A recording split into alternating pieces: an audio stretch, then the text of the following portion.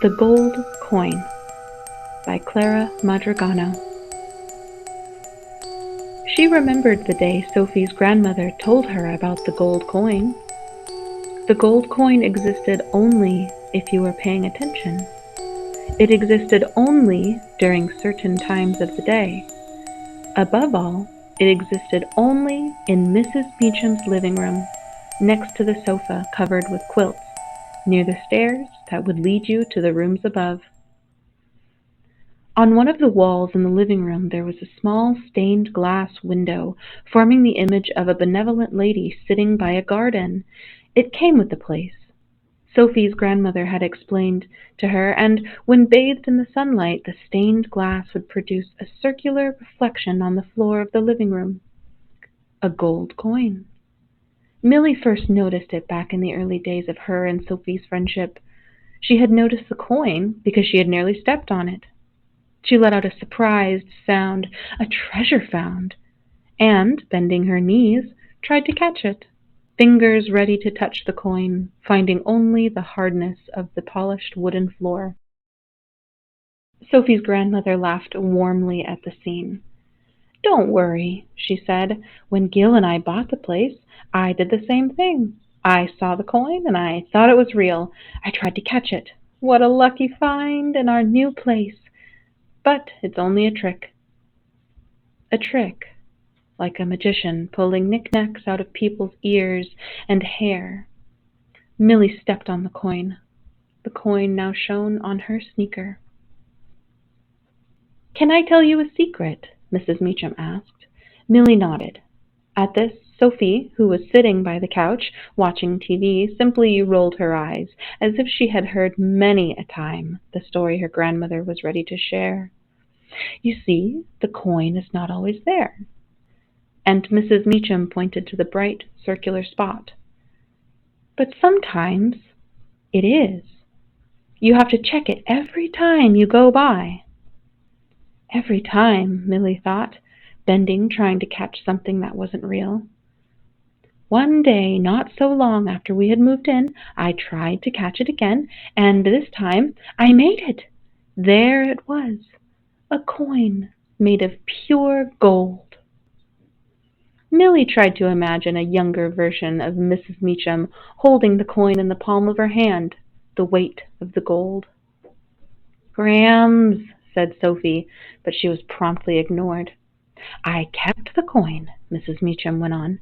"I kept thinking about what I would buy with it, but the coin was so beautiful I could never bring myself to spend it.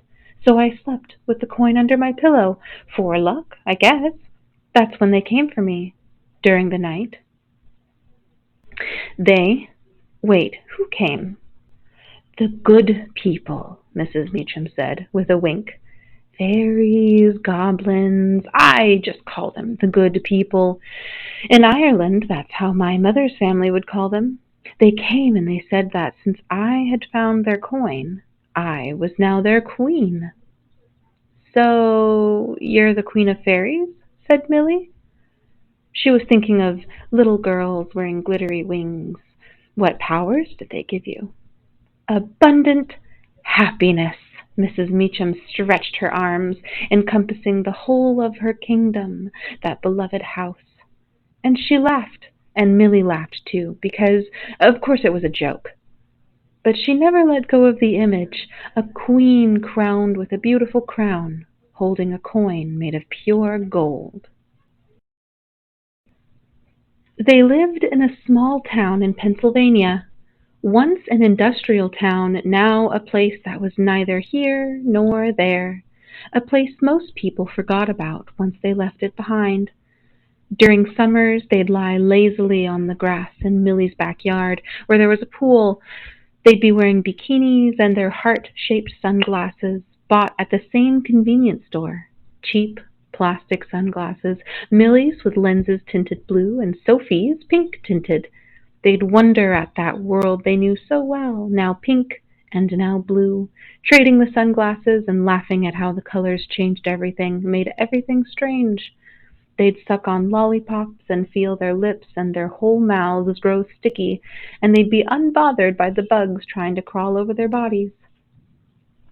Please tell me you're using sunscreen, Millie's mother would say whenever they went inside the house, wrapped in towels, their shoulders always a tone darker. Sophie's gone from milky white to lobster red, and Millie's own black skin getting richer and warmer.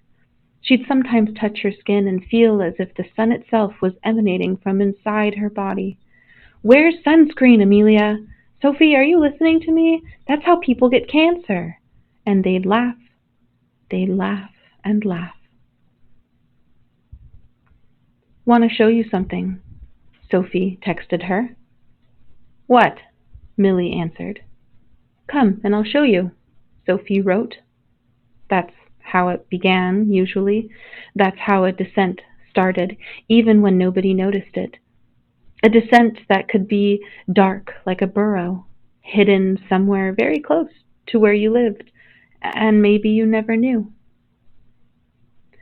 She truly couldn't remember a life without Sophie, but she remembered the day that they met. Millie was 9, and she'd spent the whole summer skating up and down their street on her new rollerblades. By the end of the street, in the smooth curve of a cul-de-sac, sat Sophie's grandmother's house, where lived the old lady who Millie would sometimes spot sitting on the porch or watering her plants. So many plants on that porch. A reclusive, nice neighbor, Millie's parents often said. Mrs. Meacham. Sometimes Millie would greet her out of pity because she thought reclusive meant sad, and Mrs. Meacham would smile and wave. Her hair was short and pure white, a cotton cloud. She often wore rings and bracelets that weighed down her bony hands and arms, and she had piercing blue eyes, the color Millie expected the sea to be. One evening, as the sun went down and the lights began shining inside the houses, Millie, with her rollerblades, made her way to that quiet cul-de-sac and saw a girl sitting on the porch's swing bed, gently rocking herself. Hey, Millie said, under her whole apparatus, the helmet, her knee pads, and elbow pads. She always felt like a transformer when she was skating. Hi, the other girl said. What are you doing there? Mrs. Meacham was a widow and lived by herself, that much Millie knew. I'm Sophie, the girl said. When she seemed to realize that didn't mean much to Millie, she added, The granddaughter? More of a question than an affirmation, as if the girl herself doubted her current status. Millie'd never heard anything about a granddaughter, but she knew next to nothing about Mrs. Meacham's life. I'm Millie, Millie said. I'm your grandmother's neighbor. They stared at each other silently. Okay then, see you around, Millie said, and she skated back to her house, aware that Sophie was watching from the swing. She came by the next day as Millie was putting on her rollerblades. She brought rollerblades of her own, shining new, pink and white. Hi, Sophie said. Grams told me where you lived. Since she didn't know how to put the rollerblades on, Millie helped her. She held Sophie's hand, and Sophie tried to stand up as she trembled with the fear of falling. Millie helped her move one foot after the other to find her balance. In the end, they looked as if they were dancing on the garage pathway. You look like a robot, Sophie said. I'm Optimus Prime, said Millie, and then she made an attempt at imitating robotic noises. Sophie rose her eyebrows a bit, somewhat stunned, but then she laughed. And that was it. They became friends, no other explanation required. They became friends in that urgent way lonely girls sometimes would.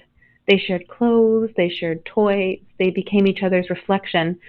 Only later, when her parents explained the whole situation, would Millie understand how Sophie ended up on that porch. Sophie's mother had been ruled unfit to take care of her daughter, so Sophie's grandmother stepped in and became her legal guardian.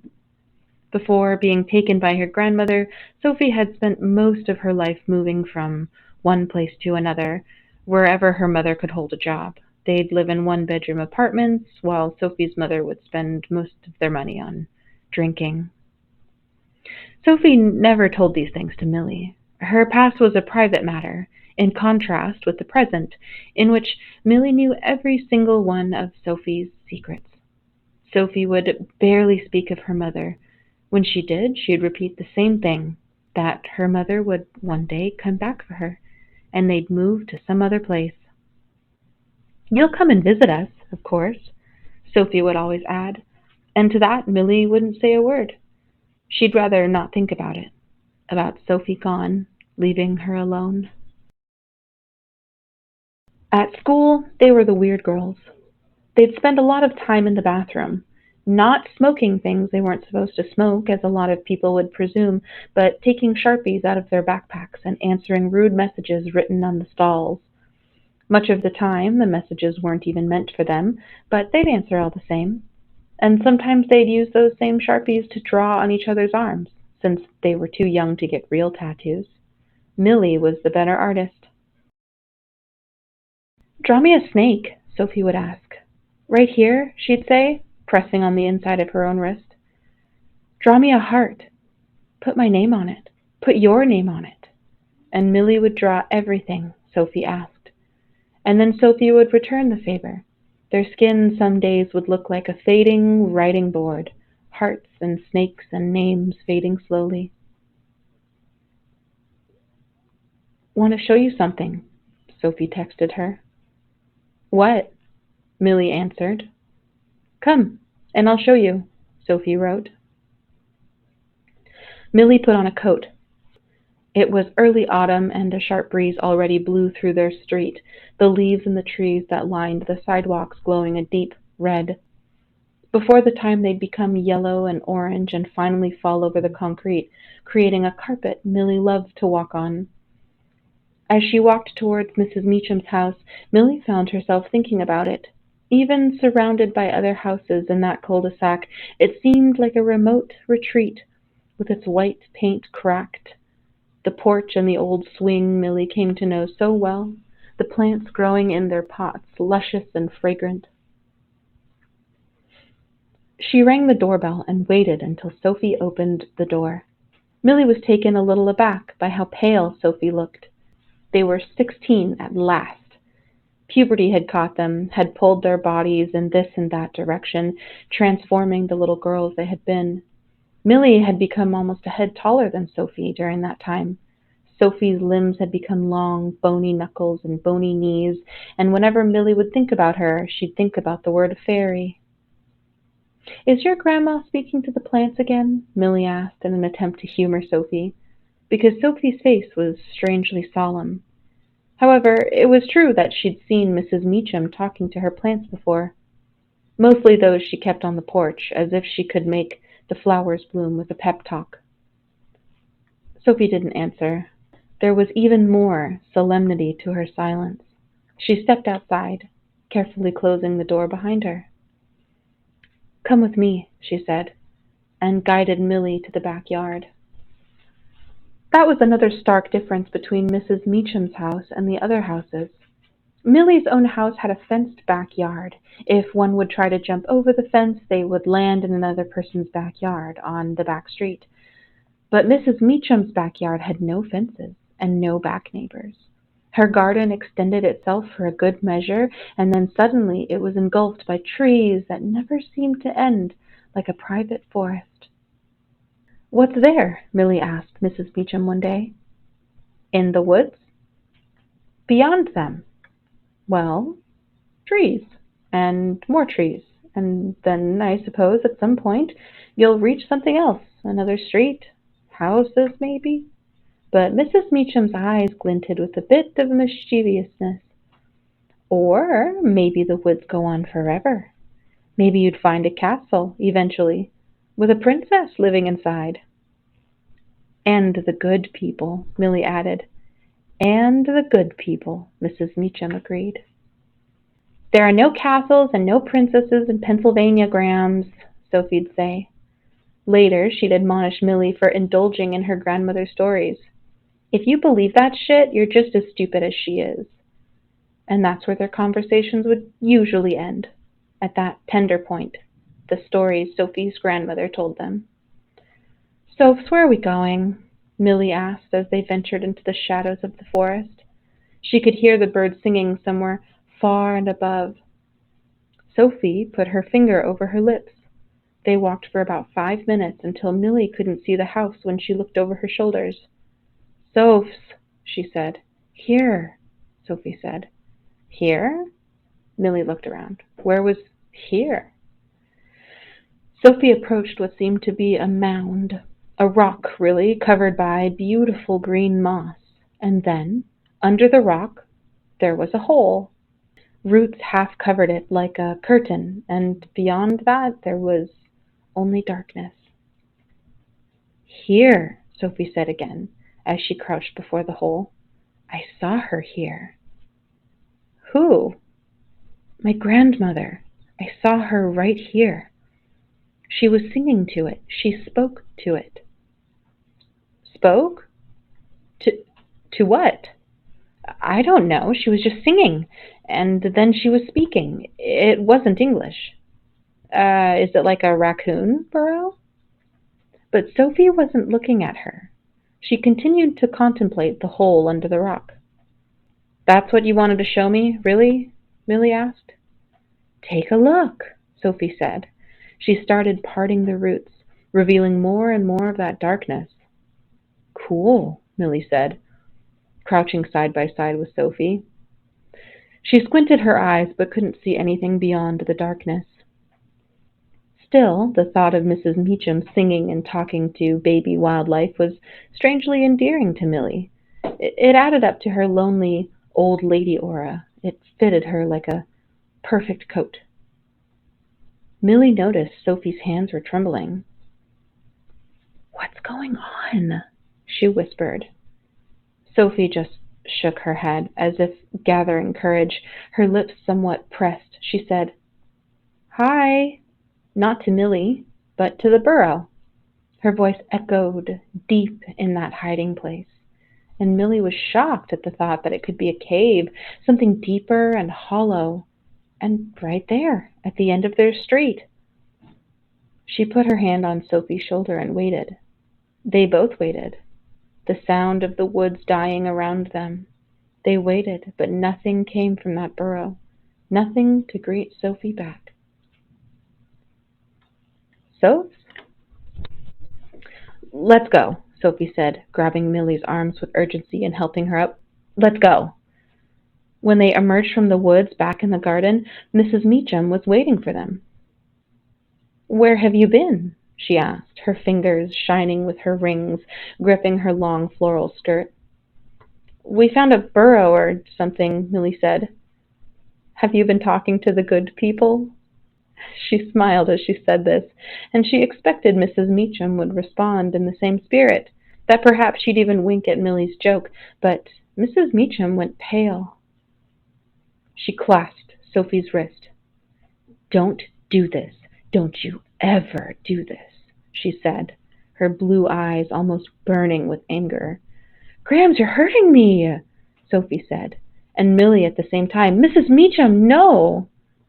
Mrs. Meacham blinked. Her anger subsided, her expression turned soft, and she released Sophie from her grip. "Oh, love, I'm sorry. I'm sorry. I just don't want you two to harm yourselves. You can break a leg if you step into a hole and fall. You can—" "Fine, whatever," Sophie said, while her grandmother touched her own mouth with her fingertips. Mrs. Meacham's lips quivered. She seemed to be about to cry. "I just wanted you to be safe, that's all," Mrs. Meacham said. "You know, ticks. There are a lot of ticks in places like this, and I don't want you—" "Whatever," Sophie said again. She left her grandmother behind, Mrs. Meacham staring at the wood silently, and Millie went after her. "Sophie," Millie said, but Sophie didn't answer. "Sophs?" "She's crazy," Sophie said once they were back on the porch. "Don't say that about your grandma." Sophie stared at her, her eyes strangely opaque. Dead eyes, Millie thought with a shiver.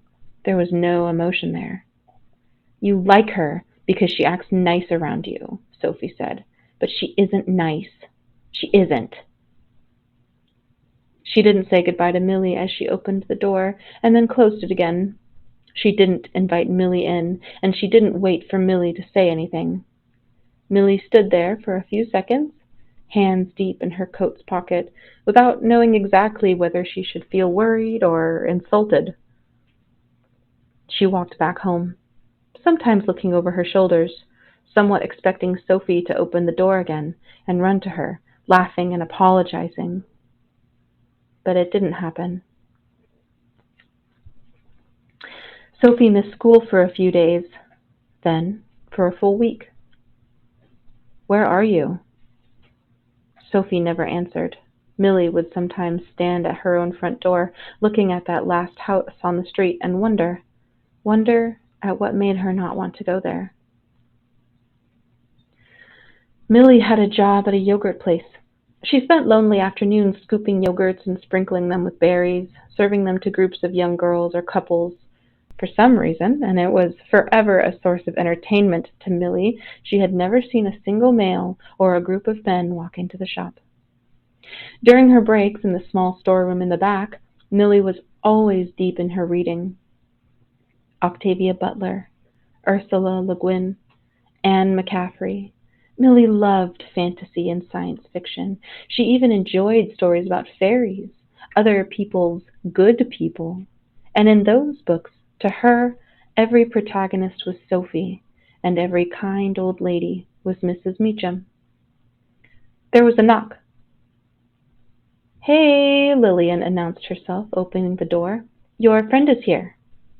Lillian was the other girl who worked during Millie's turn, a goth older girl who always had to clean her face and destroy that beautiful makeup of hers, her beautiful eyeliner, before putting on her uniform and ditching her black boots for Walmart working shoes. Whenever Millie saw Lillian coming in, her lips still black or a deep red, she'd feel something funny stirring inside of herself. She'd feel her face get hot and the urge to start silly conversations, which is why she mostly kept her mouth shut. "My friend?" Millie asked. Sophie, I think that's her name," Lillian said. And it was Sophie. She was waiting in the driver's seat of a red car Millie had never seen before. "You like it?" Sophie asked, smiling proudly. It was an older model, something probably cheap, but polished and taken care of. "Where did you get the money?" Millie asked. "Oh, I've been saving." Sophie didn't have a job, at least not that Millie knew of. Once they had planned on starting a babysitting service, but Sophie's serious stares and the way she didn't know how to behave around children made most potential clients back off. When Millie got her job at the yogurt shop, Sophie said she was being considered for a job in fast food, but it had been months already, and Millie never heard anything about it again. "Come on, let's go for a ride," Sophie said. Millie looked back at the yogurt shop. Lillian was watching them, an eyebrow slightly raised. "I only have 15 minutes, Millie said. Sophie shrugged. "That's fine." She drove like a wild thing. Millie grabbed her own seatbelt in silence, but when Sophie turned to her and laughed, Millie managed to produce a burst of nervous laughter back. The car was clean and shining, and to look at Sophie driving it was like looking at someone else. Her cheeks had gained color, her hair seemed softer, and her lips were always curled into a smile. "Let's get something. Ice cream, not that grub you sell," Sophie said. Millie felt defensive. "There's nothing wrong with frozen yogurt," she said, but her voice lacked any conviction, and Sophie just laughed louder. They stopped at a Dairy Queen. They had their sundaes sitting on the car hood. For the first time in her life, for the first time since she's known Sophie, Millie found herself out of words. Sophie didn't seem to care. She devoured her sundae eagerly, watching the stars. When a couple of guys left the Dairy Queen, she howled at them. She actually howled at two grown men, startling Millie, who almost let her own sundae drop. The two guys seemed surprised too. They smiled and waved, but made no attempt to approach the girls. Instead, they walked away. "Cowards," Sophie said under her breath. A few moments later, just so she could fill the silence, Millie said, "So, are you planning on going back to school?" Ah, sure, gotta get those grades, right? She elbowed Millie very softly. Sophie never particularly cared about her grades, whereas Millie had been obsessing over college since they had turned 15. Millie wanted to go to Penn, that was the dream, and she desperately wanted Sophie to go with her, but Sophie always made fun of the idea. Like I'd get financial aid, she'd used to say, like my grandma would bother with the tuition. I'm sure she cares, Millie would answer inevitably. What's the big deal, though? We don't need to go to college. We can open our own business, be our own bosses, girl bosses. But she never presented a plan, never said there was something she really wanted to do. She imagined adulthood as a distant star whose dead light shone on them from an impossible distance, and Millie indulged in her fantasies. How's your grandma? She asked, as Sophie finished her sundae. Fine. Actually, she's a little sick, Sophie said. I mean, she has a cold. That's why I haven't been to school lately, you know? I have to cook and shit, take care of her. But it's fine. Why didn't you tell me? Millie asked. Because, like I said, it's fine. She instantly became moody. She jumped from the hood, her boots gracefully landing on the concrete. She got rid of their plastic cups. Our time's up, she said, as she got back into the car. She drove Millie to the yogurt shop, and they didn't exchange words until Millie was undoing her seatbelt, getting ready to leave.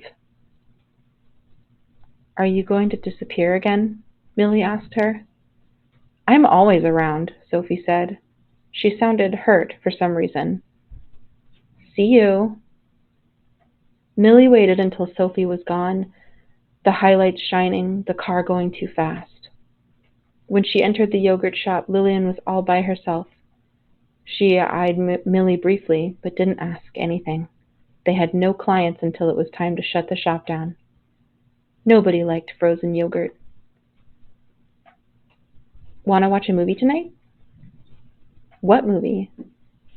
Dunno. Any movie, I guess. Millie had nice memories of curling up on Mrs. Meacham's couch to watch movies. Transformers, Marvel movies, classics like The Princess Bride and Labyrinth, everything Jennifer Lopez or Drew Barrymore had ever starred in. Mrs. Meacham would sometimes put a vinyl on. She had a beautiful wooden record player, and dance, cajoling Millie into joining her, and sometimes, to everyone's surprise, even Sophie would dance. Music of decades before, Mrs. Meacham closing her eyes and holding both of her fists close to her heart. She loved Sam Cooke, and she would dance to the sound of Cupid while holding the portrait of the late Mr. Meacham. Sure, Millie wrote back. She wanted to give something as a peace offering, so she bought red velvet cookies in a bakery nearby the yogurt shop. When Sophie opened the door, Millie greeted her with the gift. Oh, thanks, Sophie said.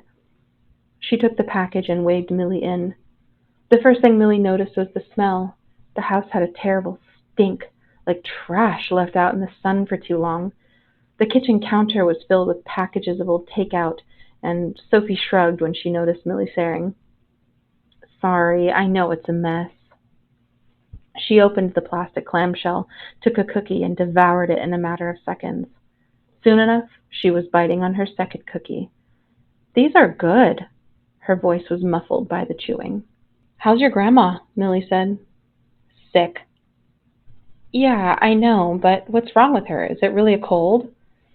Sophie curled her lips in a half smile.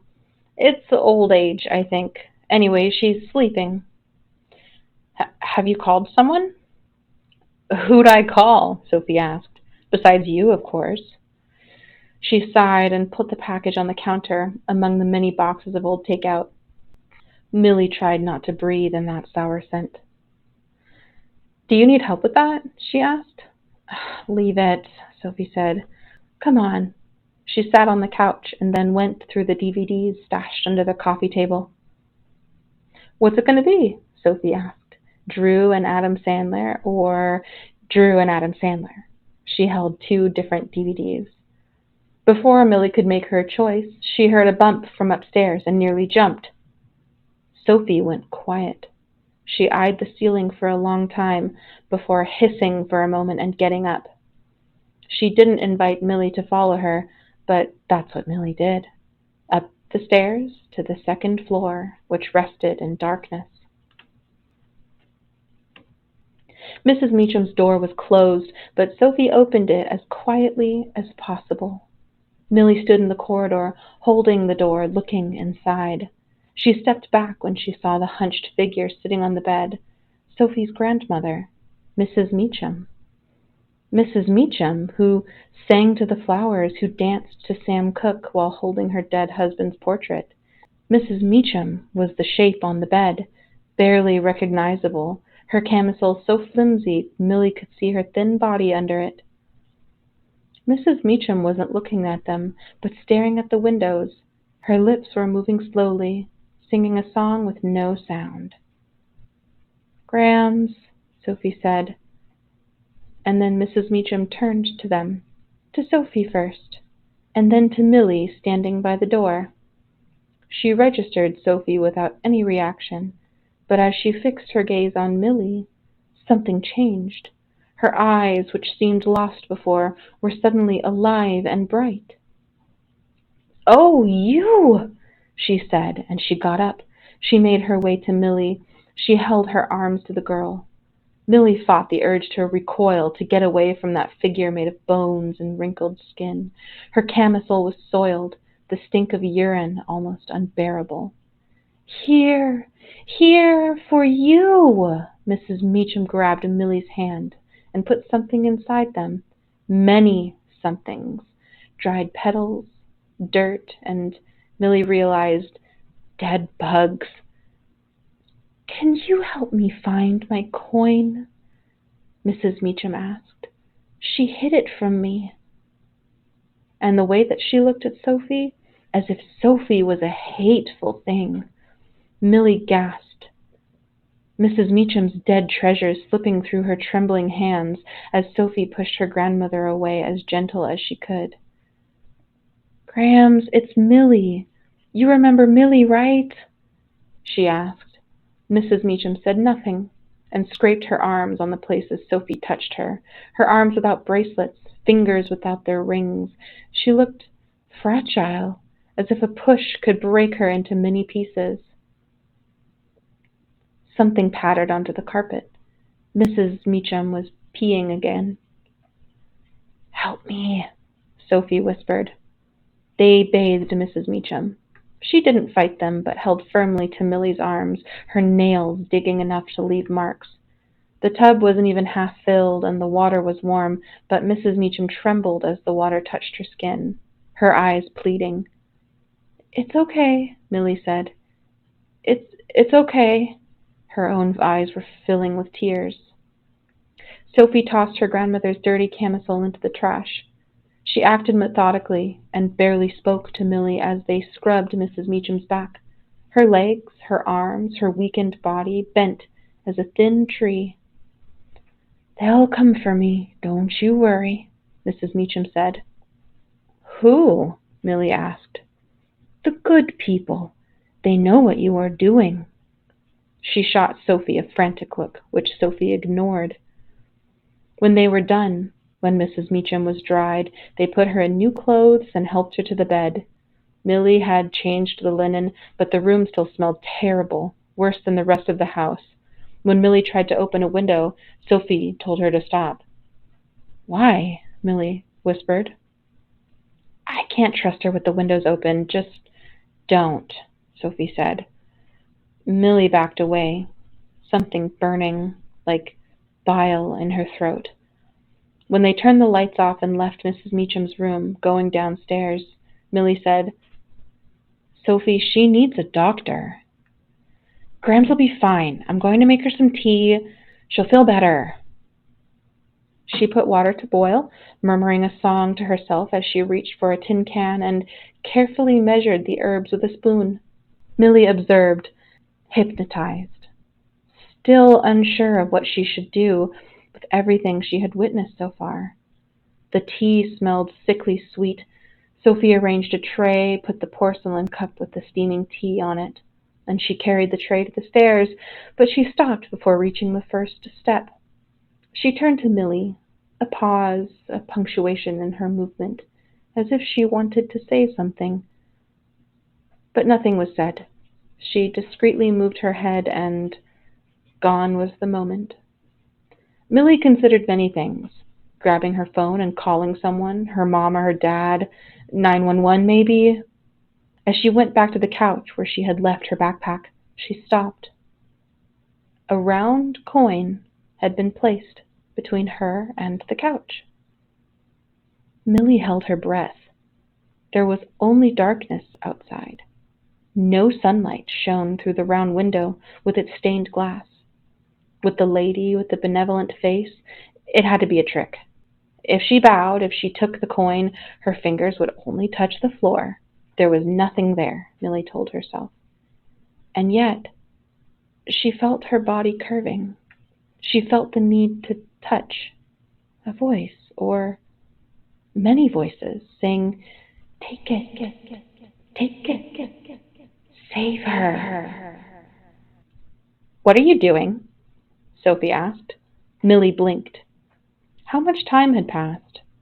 She turned around to see Sophie standing right behind her, without her tray, a curious look on her face. She looked at the floor again, but the illusion of the coin was gone. "We need to call help," Millie said.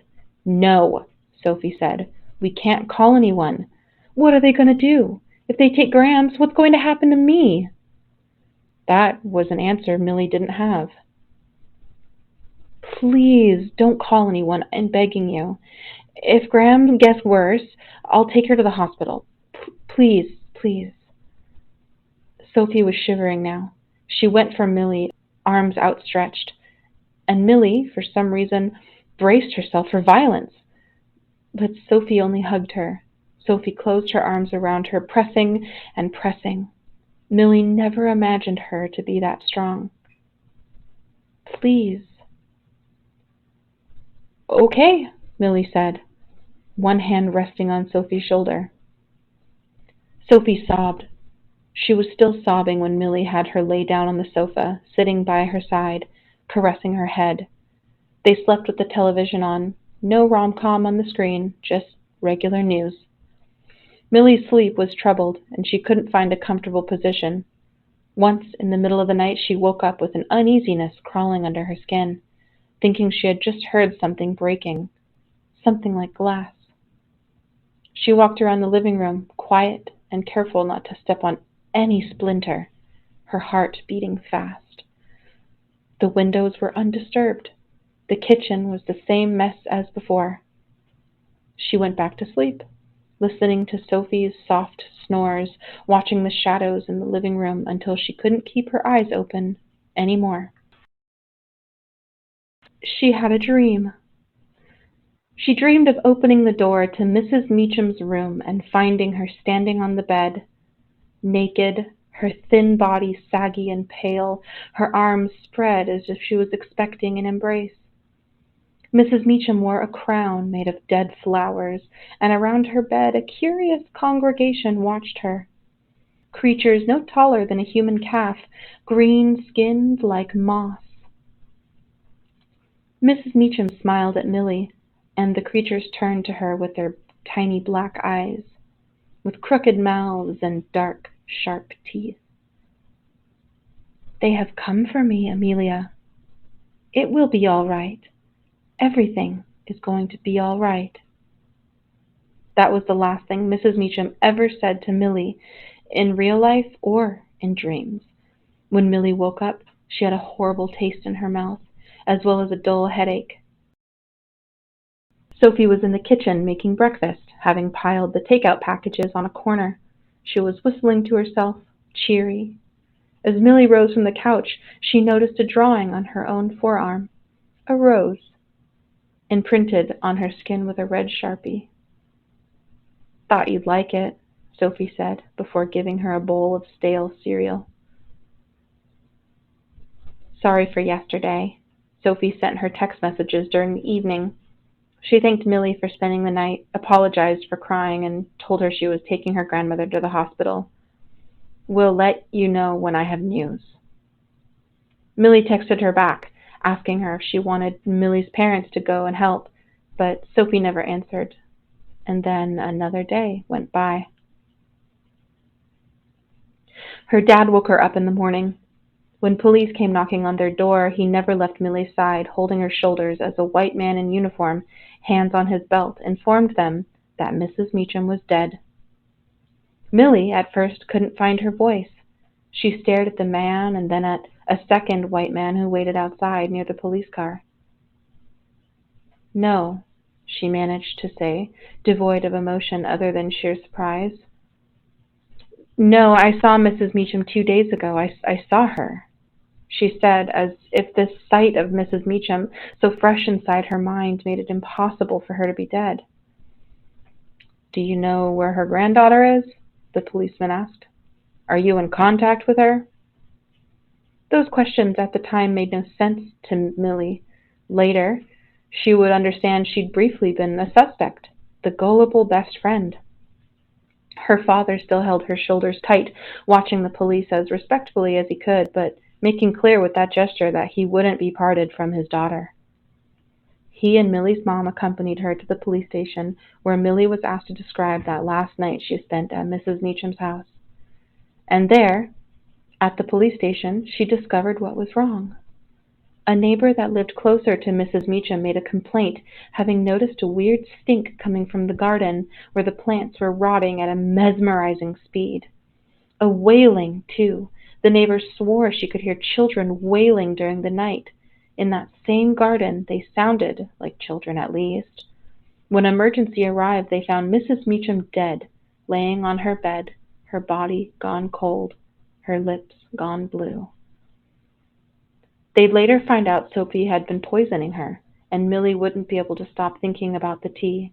How casually Sophie had brewed it, knowing it was killing her grandmother. They asked Millie for her phone, for her notebook, but didn't find anything in there that would make her part of the conspiracy. Sophie was located just a few days later, hiding in a motel, her bed piled with candy bar wrappers. She'd been stealing money from her grandmother for a few months, the police said, and slowly feeding her poison. She'd also sold most of her grandmother's jewelry through websites like Craigslist, and that's how she'd been able to afford her car, which was found at the motel's parking lot. Sophie had left shreds of evidence everywhere, paths of crumbles easy to find online. She was 16, not a criminal genius, and she didn't have a plan. When they questioned her, she made sure to say Millie had nothing to do with the murder. When they asked her why she had done such a thing, she said she couldn't live with her grandmother anymore. Her grandmother was abusive, and she produced bruises to prove that, faded scars that could have come from anywhere. Sometimes her statement would change. She'd blame creatures in the forest, goblin-like monsters. She'd speak of a coin made of gold. She'd found the coin, but they wouldn't let her keep it. They wouldn't have her for their rightful queen. Sometimes she'd just weep and say that she wanted her mother. This information wouldn't be known to Millie until weeks later, when the complete realization of what happened finally hit her. Her dad found her heaving on her own bedroom carpet, shaking near a splatter of vomit.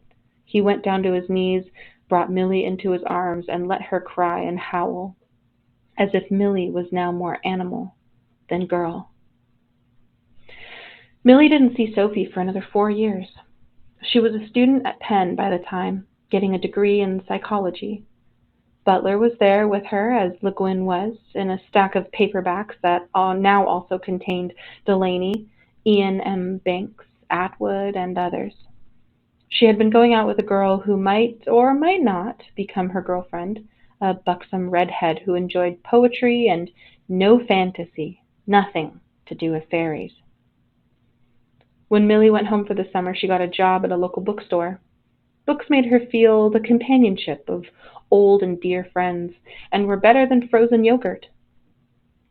Every day she would come home, she had a car now, and stop for a few seconds in her parents' driveway, looking at the distant house in the cul-de-sac, waiting for Mrs. Meacham to appear, or Sophie.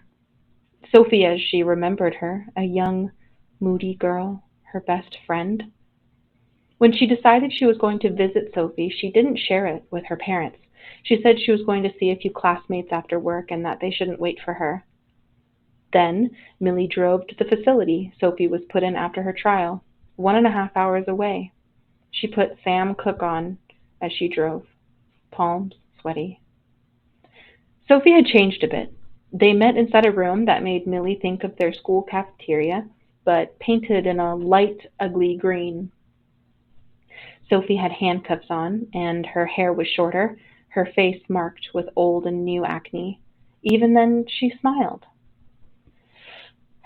"Never imagined you'd come," Sophie said. "You're looking good." "Thank you," Millie said. "How's Penn?" "It's fine," Millie said. She had no idea how Sophie knew she'd been accepted at Penn. "Good," Sophie nodded. The silence grew between them like a sinkhole, a thing that couldn't be mended. "Sophie, why did you invite me that night?" Millie asked her. Sophie bit her lower lip. She didn't say anything. "You wanted to incriminate me?" "No." Sophie's answer came as a whisper. "What did you want, then? Did you want me to know? Why didn't you tell me you needed help?" Sophie shook her head, avoiding looking at Millie and Millie's tears. "I've learned a really cool trick in here. Nope, not a coin trick. Wanna know? It's like that." Sophie closed her eyes. "If you shut your eyes really tight, like really, really tight, and then just stay quiet, you can disappear." She didn't say anything for the next minute. "Can you see me?" "No," Millie said. "I can't." A few weeks later, days before she was supposed to be back in Philadelphia, Millie noticed movement at the end of the street. An unknown car was parked in front of Mrs. Meacham's house. A U-Haul behind it. A white woman and a white man, both in their 40s, watched a little boy running through the garden, rolling on the fresh-cut grass. All of Mrs. Meacham's flowers were gone, all of those rotten plants cut long ago. The plants on the porch were gone as well, and the house had been given a new coat of white paint. "Hi," Millie said as she approached the driveway. The new neighbor, a tall and skinny woman, the kind of woman who wore Lululemon, smiled at her. "My name is Amelia. My parents live a few houses from here." She pointed her thumb over her shoulder, barely indicating the house. Her new neighbor nodded. "I'm Charmaine. Nice to meet you." Millie nodded. In an impulse, she said, "My best friend used to live here. I sort of grew up in this house." "Oh, did you?" "Yeah," Millie said, but she wasn't going to offer any other information. Charmaine seemed blissfully ignorant of what had happened inside that house after all.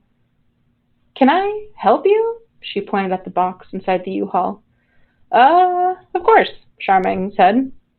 "I sure wouldn't mind." She laughed.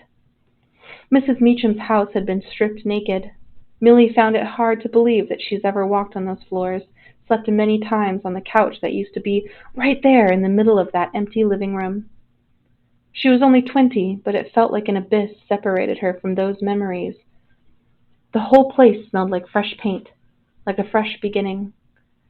Somewhere, Charmaine's son was laughing, playing with a toy that made robotic noises. A transformer, Millie thought for a moment. The stained glass window was still there. The lady in the window smiled at her. "It's beautiful, isn't it?" Charmaine asked, unable to notice Millie was shivering. "I don't know what they were going for with that, but it's beautiful. Your friend's parents put it there?" "No, it came with the house," Millie said, her voice so low it was a surprise that Charmaine could hear her. "It's so unusual, but the moment I saw it, I turned to my husband and said, 'Jeff, that's it. There's something special going on here. We have to take the house.'" Millie decided she wouldn't say another word. She was afraid she'd scream if she'd open her mouth again. She helped Charmaine unload a few more boxes as Charmaine retold her life story, told her about the recession had consumed her savings, how they wanted a new approach to life, she and her husband, Millie didn't pay much attention to it, but inevitably produced sounds to communicate she agreed with everything. After she had put another box in a corner of the living room, a box with the word books written with a black pen, sharpies and hearts and crowns, she'd turned to go back to the porch, but then stopped. There was a gold coin on the floor. And it wasn't just lighting coming through the stained glass. It was a real coin, a thick coin made of pure gold, and the coin wanted her to have it. Millie didn't move. She heard rustling in the woods outside, the sound they made, many of them hungry and in need of a new queen. Or it could be just Charmaine's son, playing with his toys, getting to know that new little kingdom of his. Millie closed her eyes and opened them again. The coin remained where it was. She'd consider. Before a final decision, before taking the coin or leaving it there, never to look back again, she'd consider. She'd consider it for a long time.